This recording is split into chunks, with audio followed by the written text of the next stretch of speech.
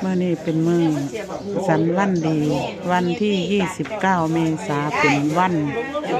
เลี้ยงบ้านเลี้ยงบ้านเลี้ยงปูขึ้น13 ค่ำเดือน6พอจำบ้านแม่จำบ้านกำลังเตรียมดอกไม้ธูปเทียนไปบูชาปูหลักบ้านที่วัดอันนี้ก็เป็นดอกไม้ขันหากันแต่เป็นสร้างง้อควายพอจำกำลังผูกแขนให้ลูกบ้านก็จะมีธูปมีเทียนของหวาน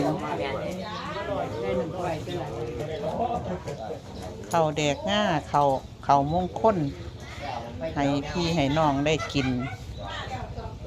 ข้าวใส่ในง่าเป็นสิริมงคลของชาวบ้านของเฮาแต่ละปีขึ้นเดือน6เดือนเมษา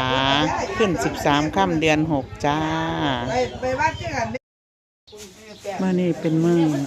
สันวันดีวันที่29 เมษายนเป็นวันเลี้ยงบ้านเลี้ยงปูขึ้น13 ค่ำเดือน6พอจำบ้านแม่จำบ้านกำลังเตรียมดอกไม้ธูปเทียนไปบูชาปูหลักบ้านที่วัดอันนี้ก็เป็นดอกไม้ขันหากันแต่เป็นสร้างง้อควายพอจำกำลังผูกแขนให้ลูกบ้านก็จะมีธูปมีเทียนของหวานข้าวแดกง่าข้าวมงคลให้พี่ให้น้องได้กินข้าวใส่ในง่าเป็นสิริมงคลของชาวบ้านของเฮาแต่ละปีขึ้นเดือน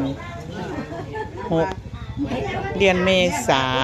ขึ้น13 ค่ำเดือน6จ้า